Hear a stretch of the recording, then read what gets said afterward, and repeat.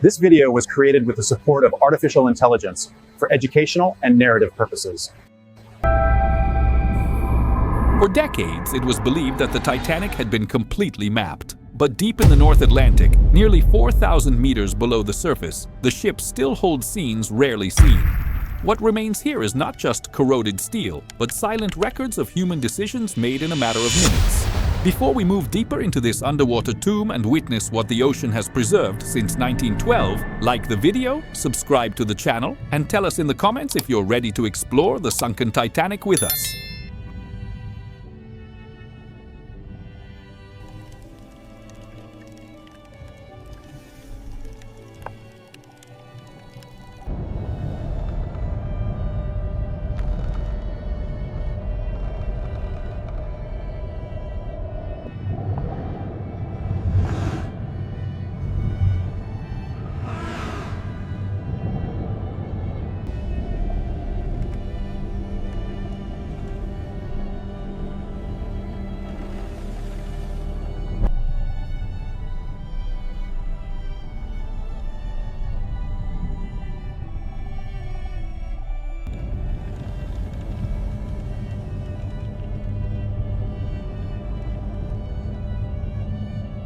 As the submersible moves forward, the hull of the Titanic comes into sharper view. The closer we get, the more the damage reveals itself.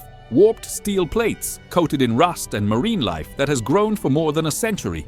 These surfaces are no longer smooth. Every panel bears the scars of impact and the crushing weight of the ocean.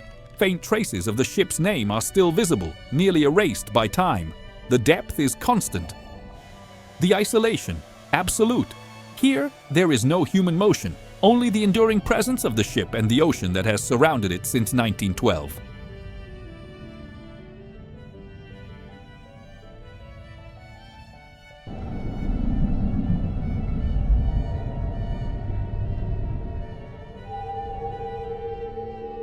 As we draw nearer, the ruptures in the Titanic's hull become impossible to ignore. Gashes opened by the collision and widened by decades of pressure reveal the dark interior of the structure. Steel plates are bent inward and outward, shaped by the initial impact and the slow collapse that followed.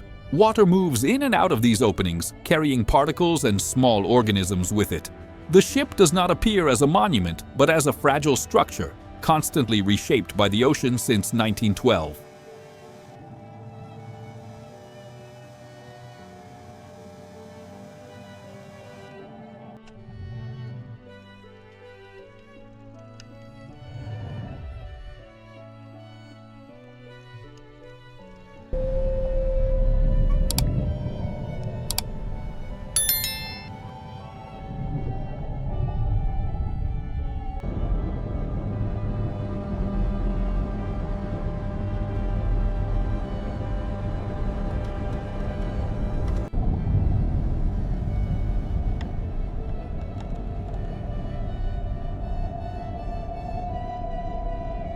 The submersible passes through an opening in the hull and enters the interior of the Titanic. The environment changes instantly. Corridors appear tilted, ceilings partially collapsed under the weight of time. Loose cables hang from the walls, swaying gently with the current. Doors have been torn from their frames, resting at unnatural angles. Navigation requires constant care. The ship's interior is not frozen in time. It is an unstable ruin, slowly molded by the pressure of the deep.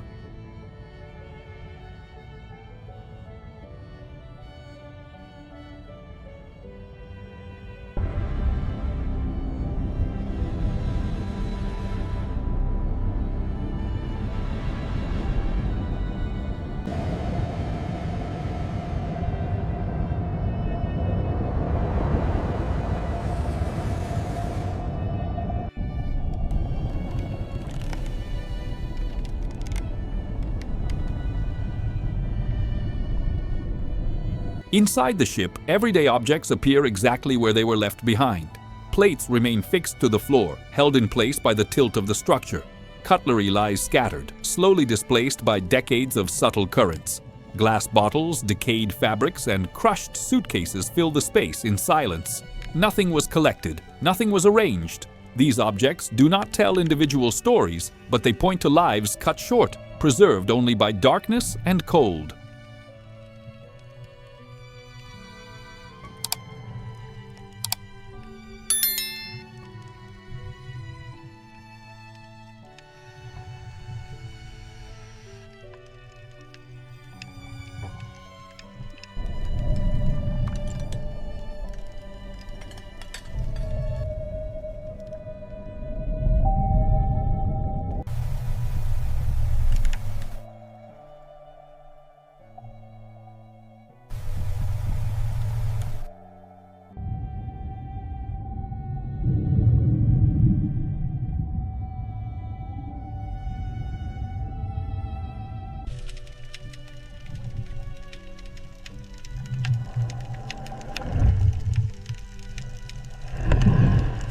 The submersible advances into areas once identified as passenger cabins. Beds appear tilted, locked into the ship's new orientation after the sinking.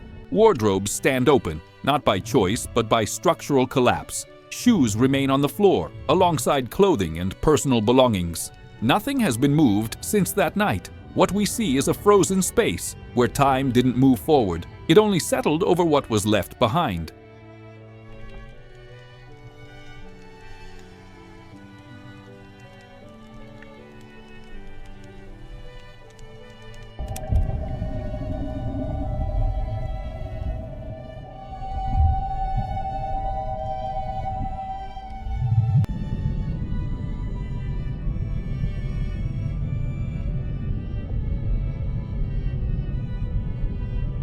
As the journey continues, the differences between areas of the ship become clear. Some cabins are small, built with simple materials and few possessions. Others reveal refined finishes and larger spaces. Carved wood, metal details, and furniture layouts change according to passenger class. The sinking did not erase these distinctions. Even in ruins, the Titanic preserves visible social divisions, offering a silent historical reading of who once occupied each space.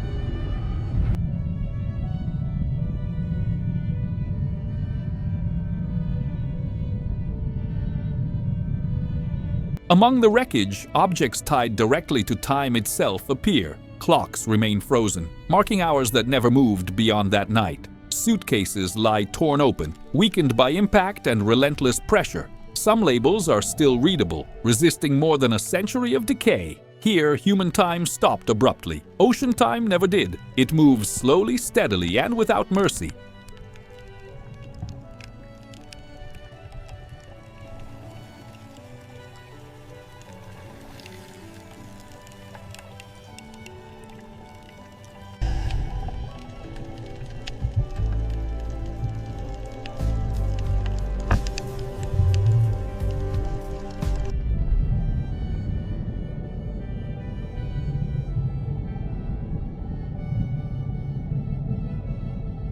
Some interior spaces suggest a sudden abandonment. Doors remain open, not by choice, but by urgency. Objects were left behind, with no attempt to gather or organize them. Pathways between cabins and corridors end abruptly, blocked by debris or structural collapse. There are no signs of staging or later order. The rush is felt only through what remains, silently recorded by position, not by words.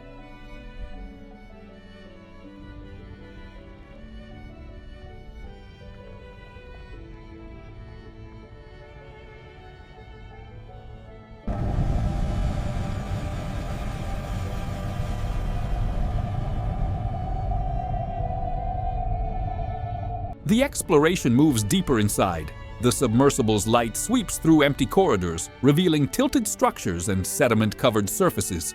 Particles hang suspended in the water, drifting with every small movement.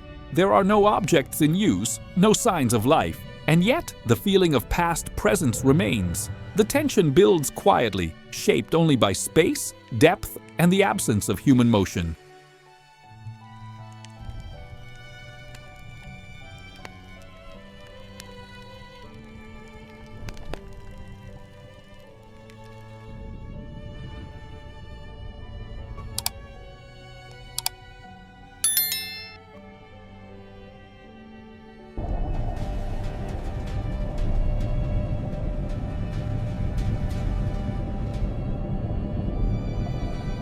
On the night of the sinking, more than 2,000 people were aboard the Titanic. The water temperature hovered near freezing, making survival outside the ship almost impossible. From the impact with the iceberg to the final disappearance, just over 2 hours passed. Decisions had to be made in minutes, often without full information. Standing in these spaces today, one question becomes unavoidable. How did each person react? As we move forward, leave a comment telling us what stands out most to you in this exploration. and what you wish you could see up close.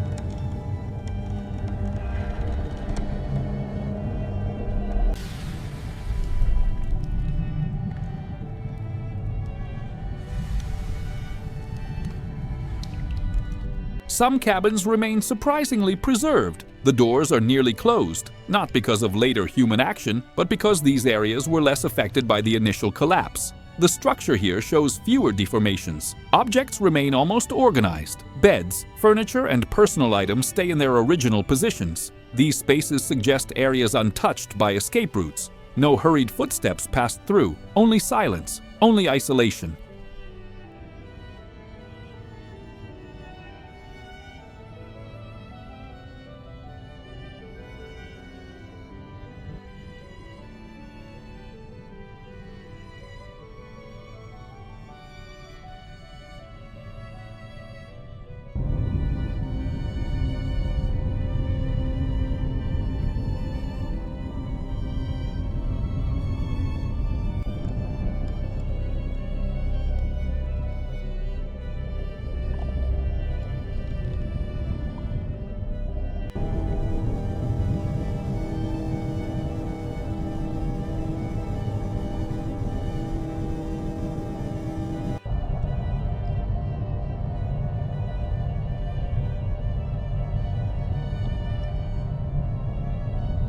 The submersible approaches one of these preserved cabins, moving more slowly now.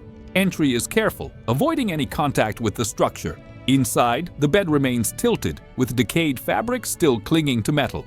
The light stays low, revealing only fragments at a time. Nothing seems out of place.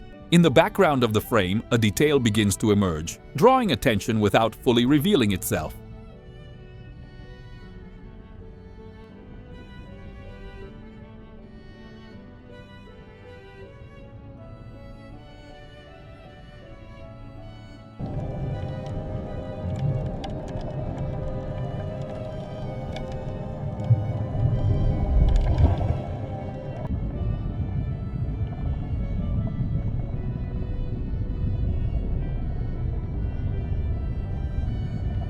The focus adjusts slowly inside the cabin. As the light settles, two human forms become visible. They are skeletons, preserved by cold and lack of oxygen.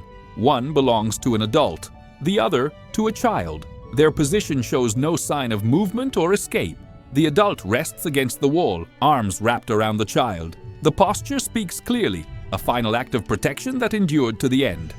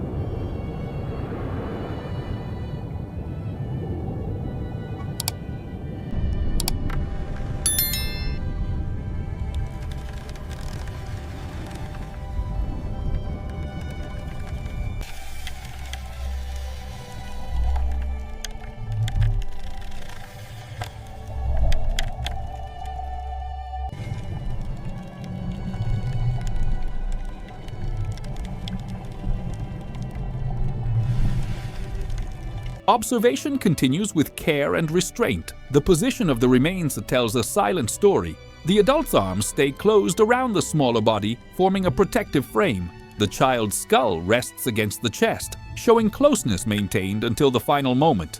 There are no signs of later disturbance. The ocean preserved this arrangement for more than a century. What we witness here is not motion, but the permanence of a final human gesture.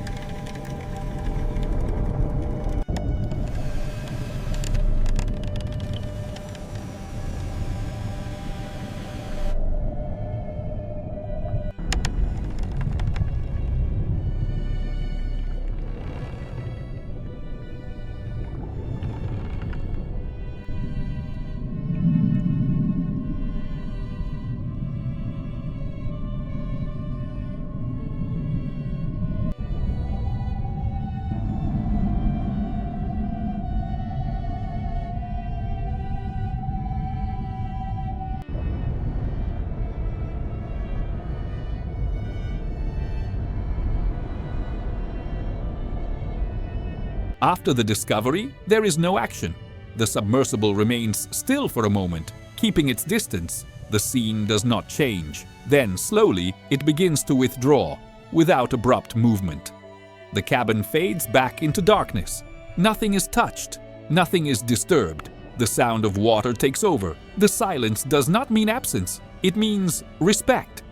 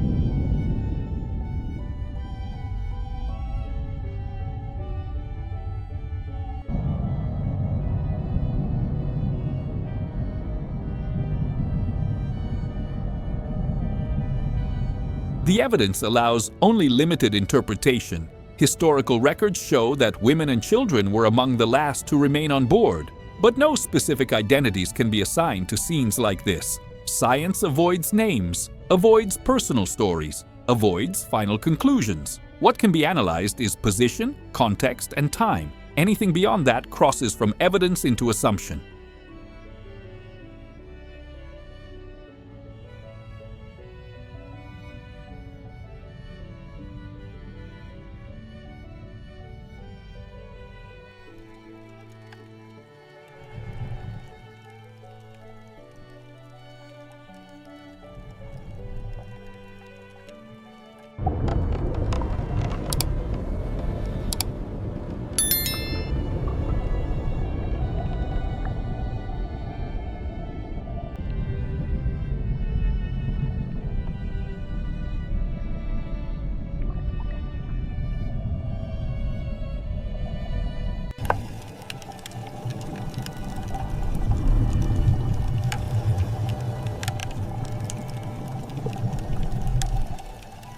Conditions at the bottom of the North Atlantic explain the level of preservation we see. Water temperatures stay near freezing, slowing chemical reactions and biological activity. The lack of oxygen in enclosed spaces reduces decomposition. These forces have worked continuously since 1912.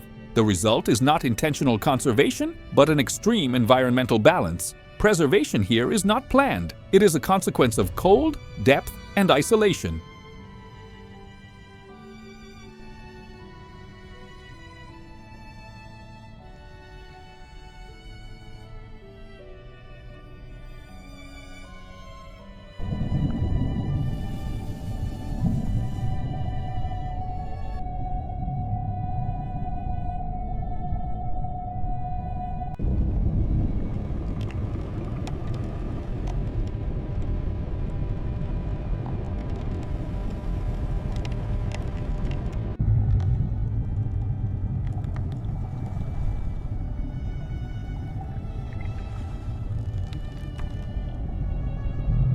In other interior areas, human traces appear without bodies. Empty clothing clings to structures or lies on the floor, shaped only by water and time. Shoes sit apart, without order or context. Small valuables, jewelry, personal items, remain where they fell.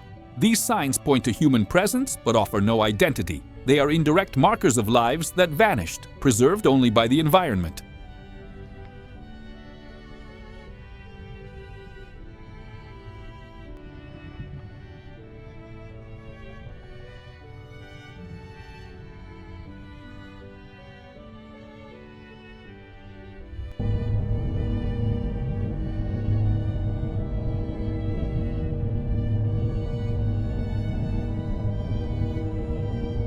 As the exploration continues, the Titanic reveals itself as a collection of human records. Each cabin becomes a fragment of information, preserving position, use, and abandonment. Each object serves as material evidence of presence and interruption. The ship now functions as an accidental time capsule. Nothing here was arranged to be remembered. The tragedy survives in silence, protected only by stability and distance.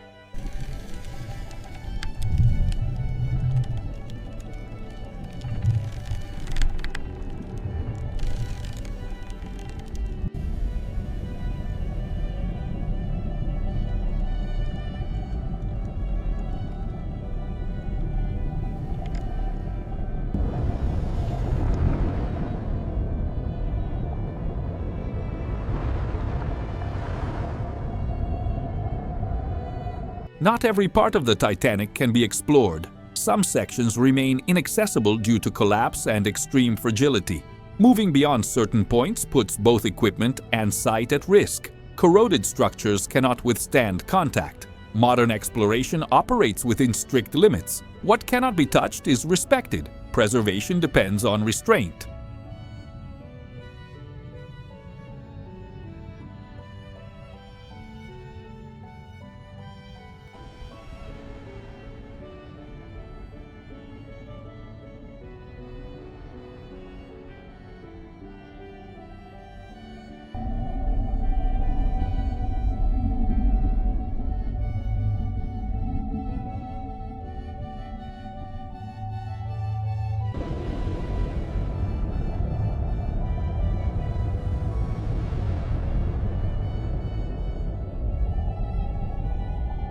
The exit begins slowly. The submersible pulls back without changing its orientation. Corridors that once filled the frame now drift away. The light fades, revealing less with every meter. Shapes dissolve into darkness. The interior of the Titanic disappears again, intact, isolated, and untouched at the bottom of the ocean.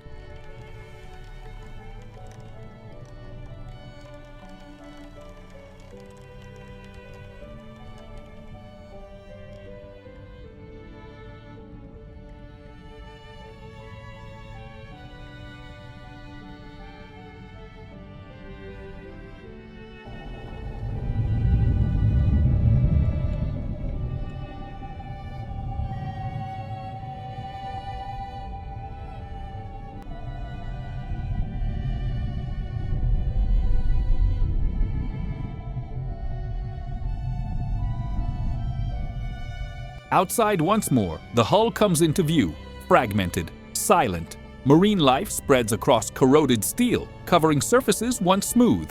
The ship is no longer separate from its environment. Over decades, it has been absorbed by the ocean. What was once a vessel slowly becomes part of the seafloor.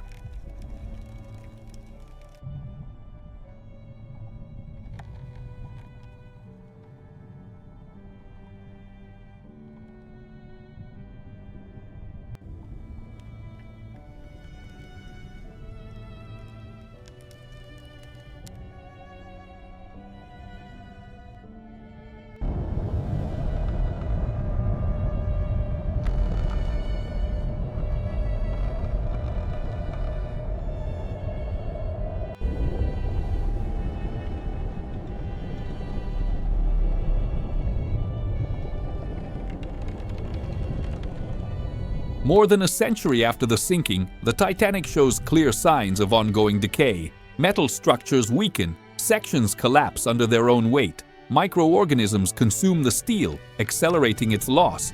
Change is never sudden, but it is constant. Even in the deepest ocean, nothing lasts forever.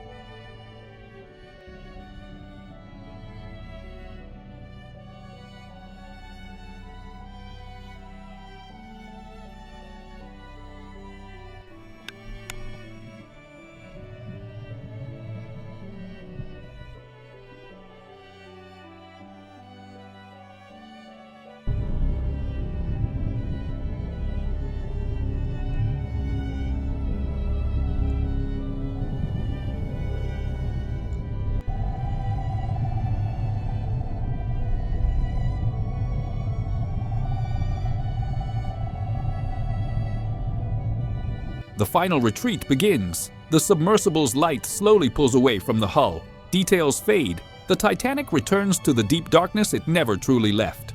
No new images appear. The site remains untouched. Silence settles in completely. The exploration ends, but the ship remains, preserved only by time and distance.